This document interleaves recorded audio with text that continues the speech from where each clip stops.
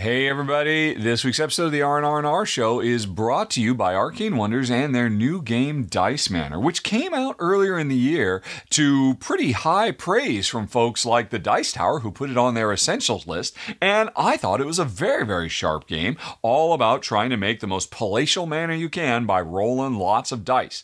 The only problem was, it had a two-player mode that was a little loose and could have used a bit of work. Well, I am happy to report it has gotten that work. Arcane Wonders is releasing new, enhanced two-player rules that significantly improve the game. Now, I'm going to be doing a run-through for the game later this month, and I cannot wait to show it to you folks. And in the meantime, if you'd like to know more about it, there's links down in the show notes. Thanks again to Arcane Wonders for supporting the show. Let's go. And here we are, friends. Welcome to the R&R&R show, episode 72. I'm Ruel Gaviola, joined by Chris George and a bunch of headsets. What's going on, Chris? That's right. We call it Cerebro, and those who know, know. If you didn't tune into the pre-show, well, then you're never going to know, and we're not going to talk about it again. But what we are going to talk about is, of course, the sponsor of this episode, Arcane Wonders. Huge thank you to them for sponsoring the show. We're very excited to have them on board. Yes. Ruel, what do you love about Arcane Wonders? Because I've got something in the can. That's very legitimate. Oh, okay, cool. Yeah, I love all of their games. I can honestly say that. I'm really excited about. In fact, this what Richard was just talking about, Dice Manor. I just got a copy of it along with the new two-player rules. So I'm very excited to dive into that. Yes, and actually, I just played for the first time the Furnace expansion, Interbellum. Chris, I love Furnace. The base game. I love it even more with this expansion. It adds a few things that really keep the gameplay the same, but just adds these layers of depth and complexity that I really loved about it. And what's cool is it really they fixed the two-player game, like the dummy player. It used to be just roll a die and then they just block you. But now it's a little smarter. It has you can pick different characters and you roll the dice still, but now based on their a hierarchy, they can take certain things or go to certain cards. And then they actually have a production phase where they, generate money and stuff. So you have to beat their score. I love that. And, I'm a solo gamer, so I'm excited to dive deeper into that. But that's just a few things I love about Arcane Wonders. What about you, Chris? Oh, well, I was thinking about this. Actually, I've always loved Arcane Wonders, and I think that's because they've had exceptional customer service. Before I was ever on YouTube, before I was streaming, back when they were doing Sheriff of Nottingham, I had a rip in my bag, and I contacted them, and like the customer service that I got there to this day resonates with me. Like they sent me a replacement, they sent me a promo card. It's like, oh, sorry that happened to you, and it was just such a wonderful, wonderful experience that I mentally clocked into my head, oh yeah, I'm going to be a fan of this company now moving forward. Like that's what great customer service can do for you. And so I've legitimately remembered that to this day. And every time I see something from Arcane Wonders that comes up, I'm excited about it because of that experience. Because of that experience of being a consumer and feeling taken care of and feeling like they were just really passionate about what they produce. And I just think that's awesome from a company. And I love that they've continued to do so well because of that one experience. That's so cool. Thank you for sharing that. That's an amazing story. And yes, I agree. Those type of moments you will remember that throughout your gaming hobby, 100%. Your journey. They matter. Yep. They really matter. Yeah. Yes. Thank you. Folks, we've got a great list coming up. We've got our top 12 must-have games at Essen. We're a couple of weeks away from that. So it's the big, convention. I wish I could be there. It's on my bucket list. One of these days I will be there. But another convention that's coming up real soon here in the U.S., Chris, is PAX Unplugged. We're excited about that as well, right? We were just talking about this during the pre-show. Folks, you can hit the links below to check out the extended edition of the R&R show where we talk about all kinds of topics and do all kinds of fun stuff. But Chris, when is PAX Unplugged happening again? That's happening December 1st to the 3rd. In Philadelphia, and it's going to be a friggin' blast. And lucky for you viewers, we actually have a couple of 3-day passes, which will get you into the entire event to give away. Yes. And so we're going to be doing that. All you have to do is send an email to contest@rahdo.com. Is that correct, Ruel? That is, and it's right there on the screen, contest@rahdo.com. we are going to say a word. One of us, either Chris or myself, we're going to say the word otter. O-T-T-E-R. Otter, like the sea animal. And for the reason behind that, you'll have to watch the extended show. And one of us is going to say it during the show, one of the 12 games we talk about. And what you're going to do, friends, when you hear that word, write down the name of the game that one of us is talking about, then send that in your email to contest@rahdo.com, and you'll be entered to win a 3-day pass. And there's 2 of them. So I was doing 2 3-day passes, folks. You could win one of those by entering the name of the game at contest@rahdo.com. Okay, and again, PAX Unplugged here in Philadelphia, Pennsylvania, December 1st through 3rd. I want to thank them for hooking us up with a bunch of passes. We're going to be doing this not once but twice, folks. So today, and then we have another show coming up. We're going to give away some more passes. All right. So stay tuned for that, and stay tuned right now because we're gonna put it somewhere on the list. Who knows where it's going to be? I guess you're going to have to wait and find out. Exactly. And on that note, let's kick things off. Friends, Essen Spiel is coming up, and it's right around the corner. And Richard, Chris, and myself, and we all looked at the big old list of games that are going to be there for sale. There's going to be a ton of stuff there to demo, but we specifically looked at the games you could buy at Essen Spiel, and we've got our top 12 that we believe you must have. And Chris, you're going to lead things right off with our number 12. So this number 12, it's actually, I felt like it was a little bit of a cheat because when you're looking at Board Game Geek, it's ranked number 1 on sort of like the hotness level. A lot of people have said that they were interested in it, and I was surprised that it was ranked number 1 because it's from it's a smaller publisher. It's not like one of the big names. This is Among Cultists. But I'm happy for them that it is ranked number 1. This is a game that I backed on Kickstarter. I don't back a lot of things. This actually was my 1,000th game that I covered, my 1,000th Kickstarter campaign back in January over on my channel. And so like to celebrate that milestone, I always said, I was like, okay, I'm going to back number 1,000, but I wouldn't have if it didn't at least look decent. And this one, and so I cut some things that week in order to make sure that this one was number 1,000 so that I could get it. But this is basically Among Us, the board game. It's also like going to be fulfilling very soon. But this is, I feel like a lot of people, pandemic, Among Us was kind of a huge craze, right? A lot of people played it. It was a great virtual game to play. And then I feel like a lot of people were thinking, okay, how do we make this into a board game, right? Like, how do we change the video game and make it into like a fun, exciting board game? And from what I've read and looked into, I think this is going to give you that experience in a board game.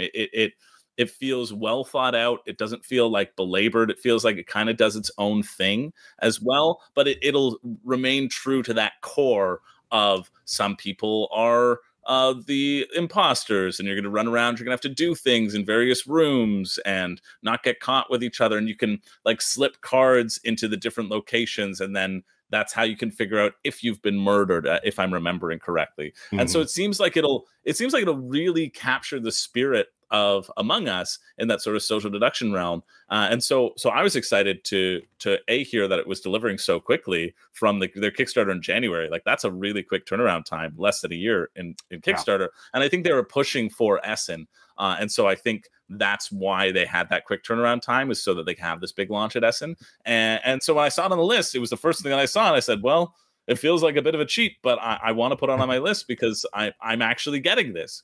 And and I think it looks like a really neat and true adaptation of Among Us, and I'm excited to get it and test it out and see what it's like. Yeah, I'm excited about this one too, and I also saw the list, Chris, and that was one of the first ones that popped up as well. I'm like, okay, it looks great. As you saw, our friend Becca Scott was did their playthrough and how to play. It looks like a lot of fun. Again, I'm not always the biggest social deduction fan, but there was something about Among Us when we're all locked up in the pandemic that, it just naturally played. It was like the game to play. And I have a lot of fond memories with friends, and also, my nieces and nephew. We got into, and it was always funny. Like, hey, let's kill Uncle Ruel. It's like, great, thanks, guys. And I think this game will have a lot of those type of moments as well. So. Yeah. It's a little odd how that sort of happens.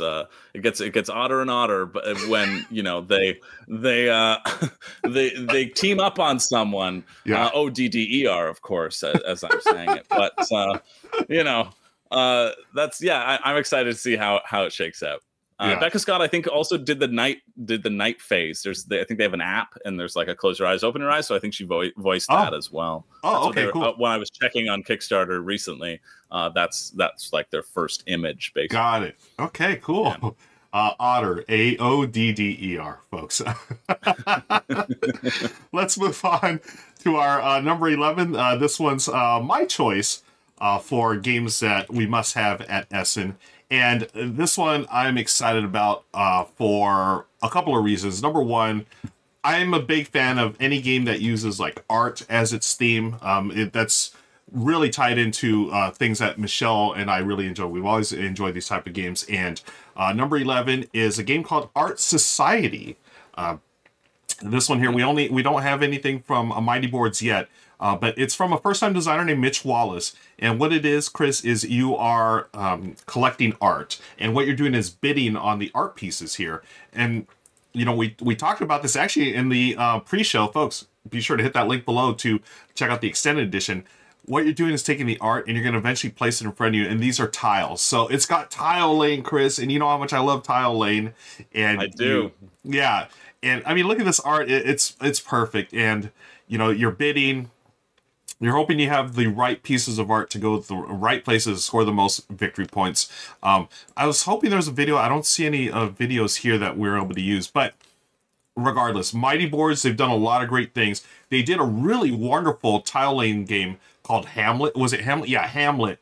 That came out last year. Okay, so it's the same company. Crew. Yes. Right? So cool. They're based in Europe. And just what they did with Hamlet, really, it's a different take on, I think it was worker placement tile lane.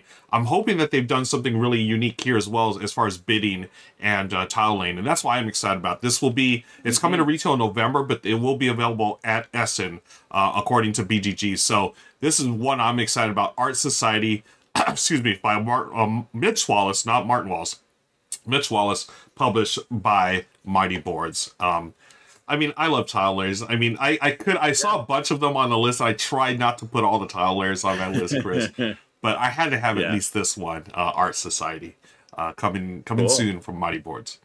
Okay, that's our number 11. We've got number 10 coming from Richard via the magic of video. Richard, what do you have for us, friend? Alrighty, guys. Very interesting. Chris, I have to admit, I know nothing about Among Cultists because it's a 4-player minimum game, but I do look forward to seeing what you have to say about it because there must be a reason you would rank it so incredibly high. Well, I'm going to be cruel and say, why didn't you say so, buddy? I got it right here. And I can confirm Art Society is a very sharp and incredibly satisfying tile layer trying to squeeze all those paintings up on the big wall. Nice stuff. But what's next on our combined list? What is number 10 that I'm going to tell you about right now? I'm really stoked for this, folks. It is Daybreak. And now this is the latest co-op game from Matt Leacock, and I gotta tell you folks, his recent release, Forbidden Jungle, this is one of his best designs in years. I really love this, and so for that reason I am very excited about seeing what else he's got up his sleeve, because I mean I've always enjoyed his cooperative designs, and what's really interesting is this is such a departure for him, because it's not about physically running around the board and fighting fires in various and sundry forms, but it is an economic management simulation about trying to stop climate change and reverse it. And what's really neat about this is the game comes with 150 unique project cards, each one with unique art that I can't wait to see this deck, because each one of those 150 projects are things that are being done in the real world right now today to actually reverse the course that we are on for our planet. And I don't know if you're like me, folks, but this year it has become more apparent than ever just how incredibly pressing our need is to turn things around. And this game seems to me to have the potential to be a really inspirational title to actually show off all the different tools we have at our disposal to change things for the better. I mean, I am sometimes amazed when I see some shows on YouTube talking about, well, did you know they're working on this in this country and they're working on this in this community? And I can't wait for an entire game devoted to 150 different ways that we can right this ship. And it's got presumably a fantastic design from Matt Leacock working in a new gameplay style he hasn't done before. So I expect it's going to be a really fun game too, in addition to being inspirational, which is why Daybreak comes in at number 10 on the list. Okay, I had no idea this was a game that was coming out, and maybe this was on BackerKit.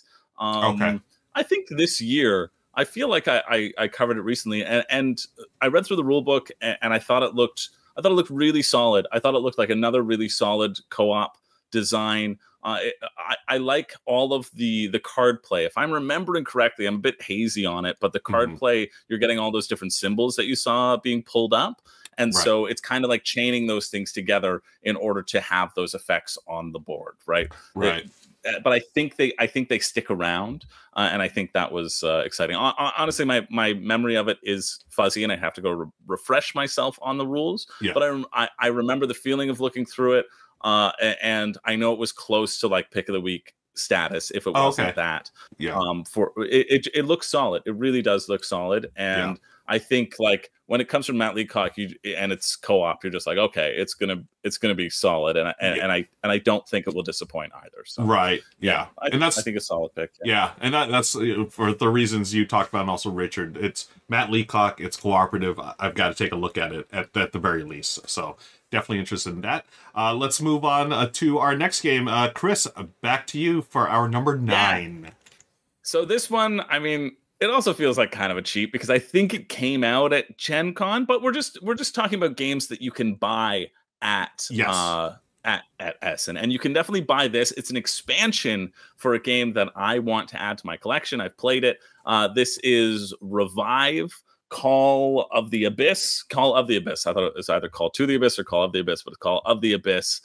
I think Revive is such a good game. If you're sleeping on Revive, like don't.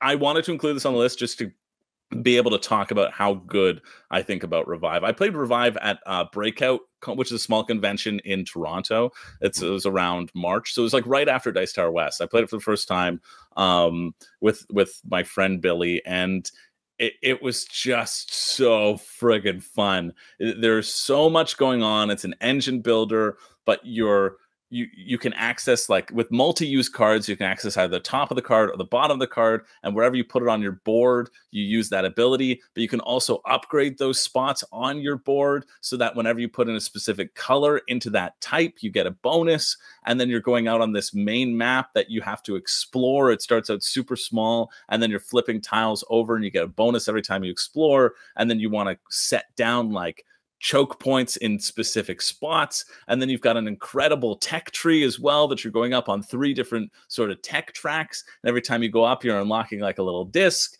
and that gives you potential to unlock your more asymmetric abilities. Whenever you hit a certain point, you get to take from a pool. There's so much going on with this game, but it just works. And the expansion just gives you more asymmetric factions and some more different abilities, and like everything that I think makes the game great, I think you just get more of in this expansion. Nice. Yeah, it's one of those things where like I was looking at it, I was like, okay, I want to talk about Revive, but I don't know, because I'm not a huge expansion person. Like I don't feel the need to go all in on a lot of games, because I have so many games that by the time I feel expansions are for the games that you really play a lot and you want to deepen that experience, right? Like, and if you've got a big collection, you don't play it enough generally for a lot of them, right? So going all in for me doesn't make sense for a lot of things. But for Revive, I was like, okay, so I don't know if I want to talk about an expansion here, but because it just gives me more of the things that excite me, that's why I wanted to put on the list because I was like, oh yeah, okay, I would add this in just because it just gives more variability, more excitement, right? Like you absolutely don't need it. I think the base game is so robust, an experience, but highly recommend. And I love the art too. If we could cut back to the box, you just get this like lovely underwater adventure. It's like you could swim in a sea, right? Swim in a deep blue sea filled with jellyfish and walrus and mermaids and lots of other sea creatures that I could name. Any one of those sea creatures. I'm trying to think of any other ones, but the other ones are escaping me right now. Yeah. There's so many. Chris, there's so many. There's so many that you could say right now that's just escaping me. But I was planning on saying it right now. I'm going to figure out where I'm going to say it later. Doesn't matter. Because I thought that joke was funnier. Anyway. But yeah, I think this is just such a good game. And highly recommend checking out the base game and potentially the expansion as well. Yeah, and I have not played this yet, but I know that you and Richard both speak very highly of this game, and I'm excited to give it a shot. And just going back to what you're saying about expansion, it's so true. Earlier in the show, we're talking about our sponsor, Arcane Wonders, and how much I love Furnace. Now, Furnace, I think the base game is wonderful, but if you are, if you're a veteran gamer and you really like Furnace, definitely get the expansion because it's going to become a more robust, complex, not complex, but a little more more complexity or depth to the game. But there's nothing wrong. And there's nothing wrong with the base game. And what I love about expansions like this, and this is what it seems like with the Revive, and you were saying, it just gives you more of the good stuff, right? If you really like the game, hey, we're not going to change the gameplay. We're just going to give you a bunch of stuff to add on. Like, hey, makes it really cool, or it gives you more options and whatnot. Because I know there's been some expansions. I don't have a good example off the top of my head, but expansions where it just changes the fundamental gameplay so much that it's like, well, this is like a totally different game now. Like, why didn't either you include it right off the bat or just you make a different game, But anyways. Revive, folks. A very good call for number 9. Let's move on to number 8. Back to me. Chris, you know how I said I was just talking about my first pick. I'm just, I can't put all tile layers on this list. But this is a tile layer. It's a tile layer game. I lied, my friend. I lied. Our number 8 is Tucana Builders. This is based on the Trails of Tucana, a roll and write game that came out a little while ago. It sort of flew under the radar. See what I did there with Toucan? Flew under the radar. Anyways. I see what you did there. Yeah. That's a little odd reference, but no odder, O-D-D-E-R, than the ones you're making, Chris. Tucana Builders, it's a tile laying game of what you're going to do, and again, there's no video here, but this is coming out Spiel, where you're laying down these tiles of different terrains and stuff and trying to connect routes to the different areas. And what's neat about this, what I like about this, and it reminds me of the roll and write a little bit, at least if I remember correctly, where you can go for the points now, or you try to set up this little system that's all connected, and at the end you're going to score the end game points. So it's that balance of like, okay, can I get a ton of points now, or do I get little points here and there, and then try to build up to the end? So I like that, those games. There's those different ways, different paths to victory, right? Literal paths as you're making them here. Do you go for the short-term or the long-term goals? And either one can win you the game. It just depends on how things come out. So I'm very excited about this one because I really love the roll and write. And what I remember was it was tough to get. I don't think it came out in the U.S., I had friends that, get a lot of games from Europe and so forth, and I always played their copies, but I never actually got one myself. It might have been available in the US, the original, but I'm not sure. But anyways, folks, if you're at Essen Spiel, pick this one up because I'm super excited about it. Tucana Builders, yet another tile laying game. I don't think I'm going to have another tile laying game on my list, Chris, but we'll see. Well, I think maybe you're a liar. Let's move on to number 7 before I lie anymore during the show. Let's see what Richard's got for us right now. All right, guys. 2 more excellent choices. How do I know? Oh, because I've already played them. Chris, I think I'll be very happy with this, and I can report to everybody all the contents of this expansion fits in the original box. Hooray! That is always good news, and the new factions in this are great, and the new additional side track that you're pursuing with the super powerful, almost alien-y type cards that are in the game. Fun stuff for an already phenomenal game. And Ruel, why did you say so, buddy? Oh, this is fun stuff. Jen and I really enjoyed it. A very worthy sequel to Trails of Tucana, which was already a phenomenal roll and write. But for folks who don't like roll and writes but want to try it out, now you can do it with tiles in a bigger, more ambitious game as well. So, like both of your choices, but not as much as number 7 on the list, Kutna Hora.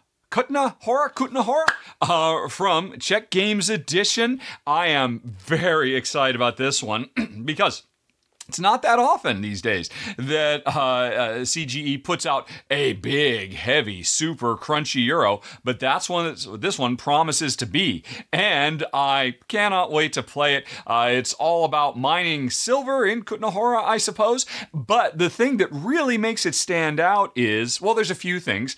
I love multi-use cards, and every turn you've got a series of cards. They all let you do one of 2 different actions, and you got to play them for one, which means you're throwing the other action away. So it seems like it'll be a series of tough choices every round. But the fluctuating market that is constantly changing the values of all the resources in the game is very, very cool, especially because each player controls and is responsible for one small portion of the overall economy. So if I happen to have the guilds that affect lumber, for example, I'm the one who controls the prices to my benefit and maybe not to your benefit, depending on the situation.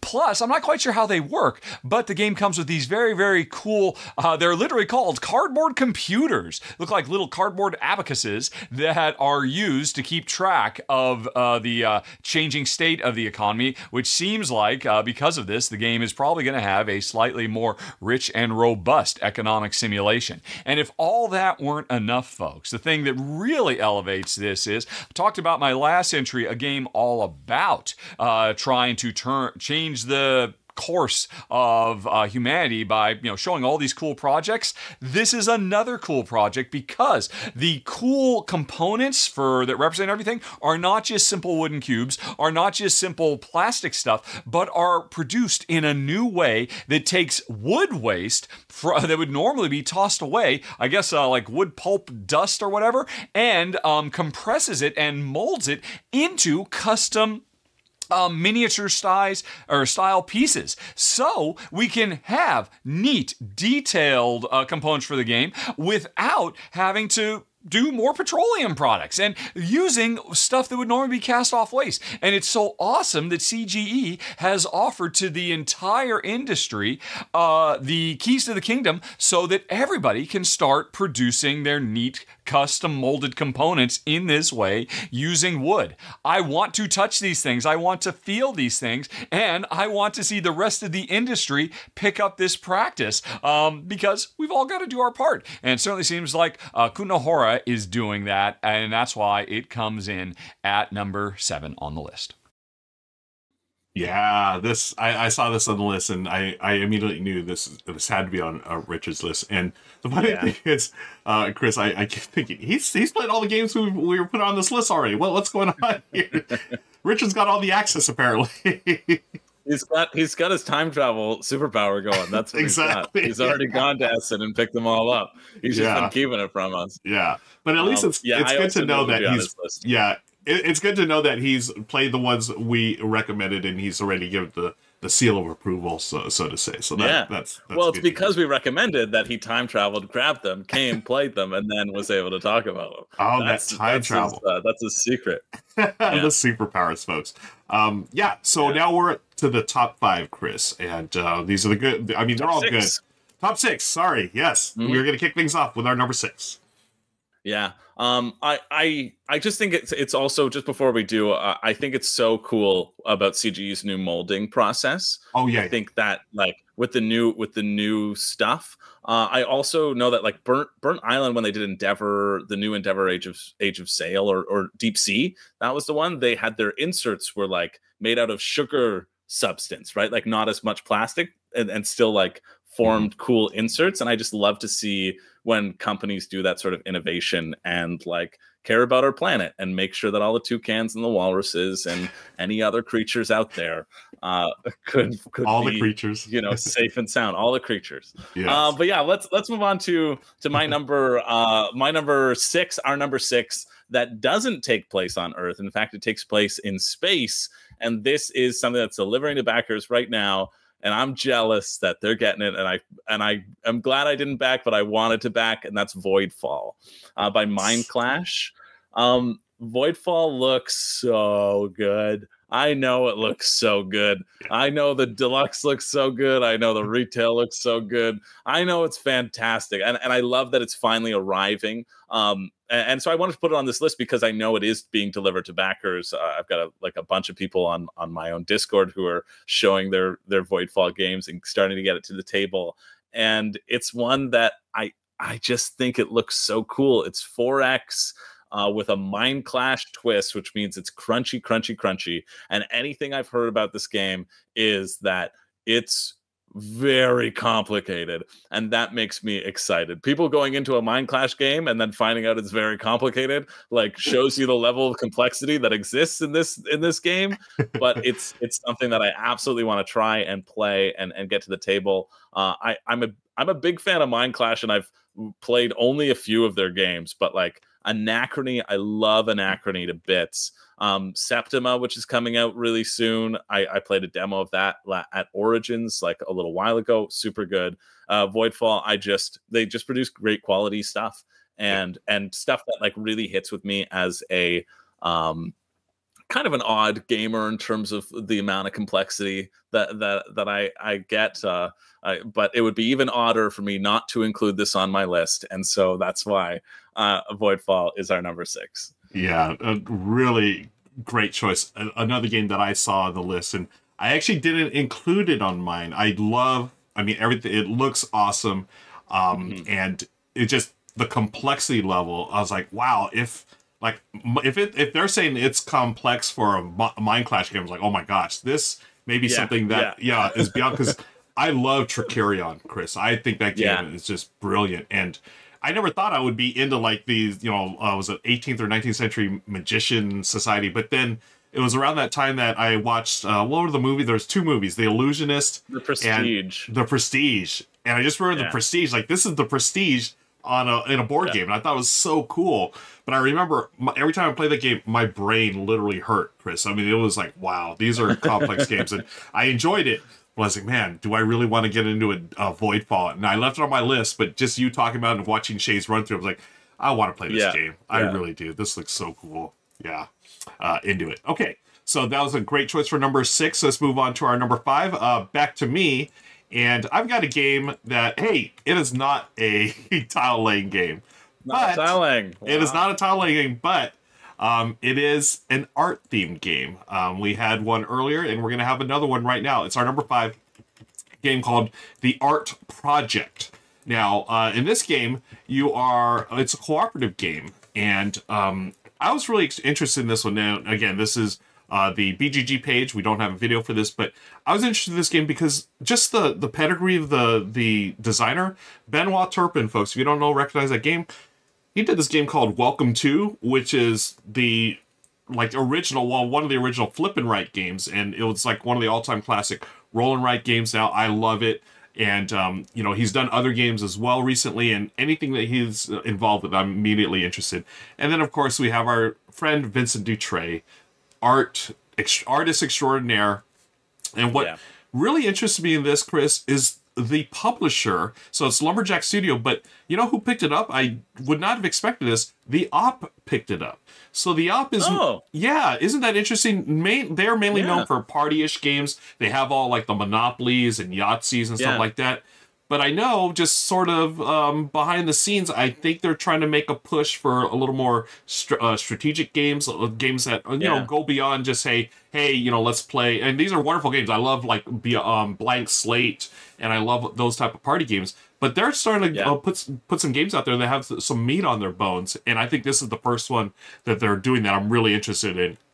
It plays 1 to 6 players. It's a cooperative game. You're an art rescue team, A.R.T. So you're trying to rescue, you're trying to fight against the so-called White Hand. They're an organization that's stealing all kinds of art, right? And we can talk about that all day long. What it comes down to is you and your partners, or you solo, are trying to, you know, find clues as to who is stealing all the art. It's got some dice rolling in it. It's got mission cards that you're going through and trying to deduce, hey, it could be here, it could be there. And ultimately, you're trying to get find out where it is, who's stolen the art, before the mission deck runs out. So, again, I'm just very... this really leaped out to me because I would not expect this from the op, and I think it's a good thing. I love when companies with the reach and the influence of a huge company like the op, when they start saying, hey, we're still going to give you the party stuff, but now we're going to slip in, hey, here's something that might, with a little more meat on its bones, as I said. So I'm super excited about this. That's our number 5, friends,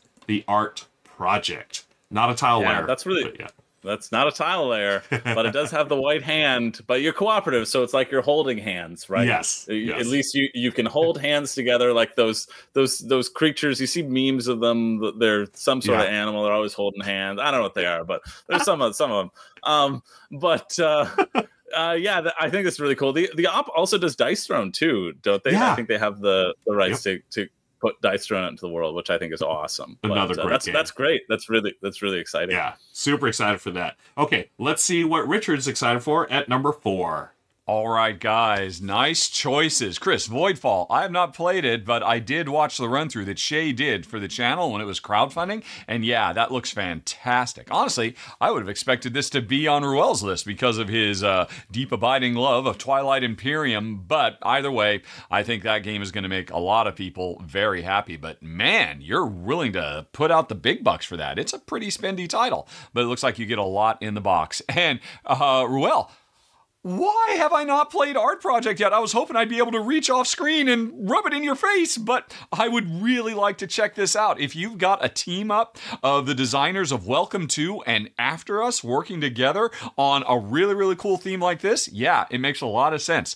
Good choice. But, folks, let's now move on to number 4 on the list. I am super excited for the Pirates of Maracaibo. And also, let me just say, amazing job to Taryn and Stella of Meeple University, who did a digital run-through of it, playing with Alexander Pfister. I've seen a lot of folks do digital run-throughs using Tabletopia or Tabletop Simulator, and I've never seen anybody do it as well as this, because this is not a video of constantly watching them drag the camera around and remind us we're watching a video game. Instead, they were smart enough to have a bunch of preset cameras. They turned off all the extra gobbledygook at the top of the screen, and so this feels more like a physical run-through of a physical product where they're just jump cutting from one close-up to another. Sorry, that has nothing to do with the game, but I just have to say, every board game media person who wants to record video of a game that they don't have a physical copy yet and they want to do a digital video, watch this video. This is how you do it. It makes it so much more watchable. And then on top of that, it looks fantastic. Maracaibo is in my top 50 games of all time, and this does not just look like, oh, you know, Maracaibo's baby brother. It's definitely got its own vibe going on, a completely different approach with a hugely modular board representing the Caribbean that you're sailing around and doing various piratey things and leveling up. And yeah, it's the latest from Alexander Pfister. Of course it's going to come in high on my list. And if you want to know why, check out this excellent run-through. I'll have a link for it down in the show notes, folks. I cannot wait for more Maracaibo goodness. That's number 4, the Pirates of Maracaibo. Yeah, I saw this on the list, and I knew Richard. I know he's a huge fan of Maracaibo and Alexander Pfister, and yeah, you know that was coming. But I'm looking forward to it too. I want to give it a shot, and I do want to just mention what Richard was talking about as far as the playthrough there. I thought it was outstanding the way that it was done, you know, Stella and Taryn had done for Meeple University. You know, when you use Tabletop Simulator, it is not easy to use. It can be a beast, but the way they set up things, again, you can, I know how to do it, but it does take a lot of work to set up different camera angles and stuff, and you can jump to them and stuff, but they did such a good job of that, and I think that's a really well-deserved shout-out to Meeple University, the way they ran through that. And Chris, I'm looking straight at you, and I love the headphones, my friend. I cannot take my eyes off. I figured that's what you were laughing at. I was thinking about them just recently too. That's why I think we're on the same wavelength. Well, yeah. I missed Pirates of Maracaibo on the list. I didn't see that it was upcoming, but I know Maracaibo is you know, super well regarded. I haven't played it, but I love Great Western Trail. Yep. And so I know it has a similar like circular rondel mechanic, and this one adds in more pirates, more water. That means more sea creatures like krakens and walruses and who knows what else. But so I like that aspect of it for sure. All right, we've got our top 3 now, I believe. Yes, we are at the top 3. So Chris, what you got in store for us? All right, this I knew was going to be my number 1. This is having its big release at Essen, but honestly, I went to find out more information about it, and I couldn't find as much out there as I wanted to, and that made me want to maybe retroactively reorder the list. Like thinking about my love for Revive, maybe Revive jumps up here, but for right now, this is the thing that I am actively anticipating. I'm so excited to potentially play it. And this is the spiritual successor to the Red Cathedral. We have the White Castle. Yes, yes. I as soon as I heard this was announced and that it was by the same designers as the Red Cathedral, it is the color building series, as it will be heretofore known. Nice. It gets dice worker placement, and it just looks like a heck of a lot of fun. Now, the reason I was talking, I did an interview with Devere that's over on the Dice Towers Network and for WSBG, and they said that the rulebook was going to be up like end of August, and I don't think the rulebook is up yet on Board Game Geek, or I didn't see it yet, and so I was bummed because I was so excited to look through and read it and like come in with all these specifics about how to play and get hyped. I don't have those specifics, but my hype is still there, and I just trust the team. Honestly, I trust the team, and the thing about Devere that they've been really great at doing, the thing about the Red Cathedral that is fantastic, is you get such an incredibly compact box size with such a thick, meaty game inside of it, and I know the White Castle is going to provide that exact same thing at a reasonable price. That's what really gets me going. And so I guess I ought to keep it high up on the list, and for that purpose, it is my number 1, our collective number 3, the White Castle. Dice placement. Red Cathedral is so good. It's purely off the backs of how good Red Cathedral is. That is propelling and that it looks different enough. It's a nice setting. It's set in Japan. You got your samurais, whatever. All of that factors in. And I like those little boats so you can put the dice in. I just think like tactically, very cool. It's gonna feel great. I'm quite excited to see that one hit and to start hearing people's opinions about it and look into it more. Same. This was also on my list as well. Folks, did you know during the extended show you get to see additional games that Chris and I wanted to put on this list? They didn't make it, so be sure to hit the link in the show notes below. You can see all the games they want to talk about. This one was going to make my list as well, Chris. Again, based on the designers, the company, Red Cathedral, you had me at White Castle, and if you do one, as you said in the color series, the Blue Hotel, I'm already all in. I have no idea if that's gonna be good. I'm in. 100%, But dice work replacement, all about it. I was excited about this one too, and I may have been excited for another reason. It just reminds me of a very a hamburger joint called White Castle here, and I don't know if you have it in Canada, but in the States, at least in the eastern part of the States. Just the little onions that they have. These are like sliders, basically. I could use some White Castle right now. But I could use some White Castle the game real soon as well. Good call, Chris. Absolutely. Good call. Okay. Moving on to our number 2. This was my choice. This one, this was a no-brainer for me. We're going back to Tile Lane, Chris. It's Cascadia. Wow, what a surprise. It's Cascadia Landmarks. It's Cascadia Landmarks, our number 2. Wow. Cascadia, 2 years ago, was my game of the year. It's one of those games that hit the table a ton for me and my friends and family. You can play it. You can play a family version, which is super straightforward, or you could play the standard edition where you have variable scoring goals. Now with the Cascadia Landmarks expansion, you can keep bumping it up in complexity, get a little more, again, more deep, and you have these new landmarks that go onto the tiles that affect endgame scoring as well. And so you can see some samples here. I did get to see samples of this at Gen Con. They had it in the AEG media room. I mean, it looks awesome, folks. It's more of what you love. We talked about expansions before. Give me those expansions that keep the fundamental play of the base game because we love it, but add more stuff. And not only is it you got landmarks, but you also have new scoring goals. Like in the base game, they give you a bunch of new cards there. And I mean, it was the Spiel des Jahres winner, folks, for a reason. It's a brilliant game.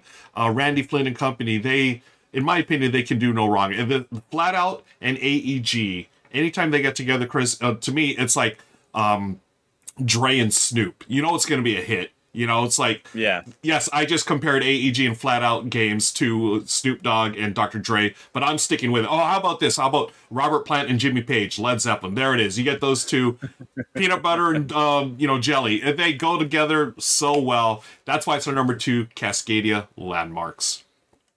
Yeah, that's a good pick. You fooled me in the pre-show because I said it wasn't going to be on my list, and you were like, "Oh, really? Oh, okay." Well, I was like, "Oh, maybe it's not on Ruel's either." But just like you're a liar that there weren't going to be all tile laying on your list, and it was 3/4 of it. You're a liar now. I think this is going to be cool. I interviewed Randy Flynn as well and talked to him about this, and what was really exciting is the idea and the calculation of still making it a short game. Like with adding in this stuff, he wanted to make sure that it was still like the same runtime. And I thought that focus on the user experience was really cool. And really cool to factor in. They're like, okay, because also with the Landmarks expansion, it goes up to I think 5 or 6 players. I think you can play it at. Yeah, they do add a 5th player. I forget which one. Yep. A fifth player, just a 5th. But in terms of adding that 5th player, it also adds in like the length of time in between your turns, right? And so that's why talking about him and trying to find that balance was cool. Just in terms of adding the landmarks, they're not adding in like a whole slew of new animals, no otters there. No little sea creatures, but you still get your main 5 core people. But it looks cool. It looks to be a cool one. Yeah, and actually, I just checked. It is 6 players. So yeah, to keep the play time for 6 players, pretty remarkable achievement. Okay, so that's our 11 so far. Let's turn back to Richard for the final one, folks. Here's our number 1. All right, guys. Excellent final choices. Well, of course, if Cascadia is in the house, I know you're going to be all over it, and I am excited for it too. And Chris, you didn't think we were done yet, right? It's been here the whole time! Oh, I want to talk about this. I want to talk about this at great length. Jen and I have played it, but all I can say right now is there's a lot of game in this little box. We're under embargo until, I think, the 25th, so I'll have a run-through up for this next week. Hopefully it's not breaking the embargo too much to say, Chris, as a fellow fan, mega fan of Red Cathedral, I can tell you, you will not be disappointed with White Castle. Excellent choice. And anyway, folks, we've got one more to talk about, and it's the one I am most excited about. Our communal number 1, my most anticipated for this convention, and also just for the rest of the year, has got to be Planta Nubo. From a design super team up, Uwe Rosenberg, the OG master of economic harvesting worker placement, teaming up with Mike Keller and Andreas Odendahl, the team behind, La Granja, one of the all-time greats. So the three of them bringing us a game which is actually continuing my theme from earlier. After a brief sojourn into Caribbean piracy, we're back to talking about games that paint a picture of a better future. I think this game is set hundreds of years from now, after mankind has gotten their act together, maybe in part through the stuff talked about in my first game on the list. And so now we live in harmony with nature. We've replaced planes with dirigibles. We have our economy kind of modeled after natural rhythms in the world. We build our cities in mega super trees. And it's a flight of fancy. It's just full of really fun, eco-friendly sci-fi concepts, which I absolutely love, and I cannot wait to play it. Both because of the setting, but really more than anything else, that super-duper team-up of Mike, Ode, and Uwe. This game is going to be amazing, and sadly, every video of it on Board Game Geek is in German, and my Deutsch is nicht so gut. I only understand, your ambition, but I cannot wait to play. Look at it, they sat here for 3 hours playing this, and this is all I've got to go by, but I know it's going to be amazing. Number one most anticipated game for Essen Spiel, and literally for me for the rest of the year, has got to be Planta Nubo. But folks, we're just getting started. Hang out. There's going to be a post show, and if you haven't seen it, folks, did you know there's a pre and a post show for this? Follow the links down in the show notes, or hit that eye in the top right corner of the screen, because the guys are going to give you some honorable mentions, the ones that just missed their list. Now, I'm not doing it this time because on October 1st, I'm planning on putting up my top 20. So you've heard 4 of mine, but I've got a whole bunch more to tell you about. So, folks, did you know you can subscribe and ring the bell and all that so you won't miss it when I put that big super mega list? This was just whetting your appetite, and these 4 games I talked about were great, as were the ones that the Chris and Ruel talked about too. But we're just getting started. Guys, back to you. Yeah, this one... A spoiler alert, folks, this was on my short list as well. Planta Nubo. Oh, yeah? Nice. Yeah, I cannot wait to play it and hear more about it. And as Richard mentioned, you can click on the show notes below for the extended edition where Chris and I are going to talk about all the games that didn't make the cut here today. But yeah, that was 12 games, Chris. Essen Spiel, right around the corner, my friend. Pretty good. Pretty exciting. It's it was a good list. Planta Nubo. All you need to do is say Uwe's name, and I'll be interested. Yeah. I know he's going to have a bunch of cattle in there and a bunch of other animals that I could name, but I've already named, so I can't name them here. But I just know that there could be walruses in there. That's all I'm saying.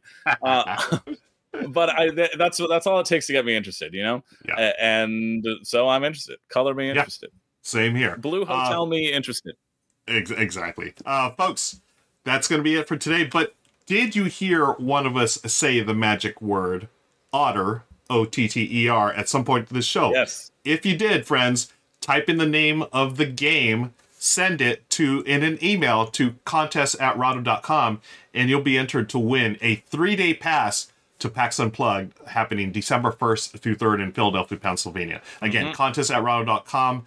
Be sure to send an email there. And once again, this has been the R&R&R Show, episode 72. Thank you so much for joining us. Chris, as always, a pleasure, my friend. Thank you so much. Pleasure is mine. Thanks, everybody, for joining. This was a lot of fun. All right, great. And on that, folks, I want to thank our sponsor again, Arcane Wonders. Be sure to click the show notes below for the extended edition where you can hear about even more games. Until later, we'll talk to you later. So long. See ya. Bye-bye.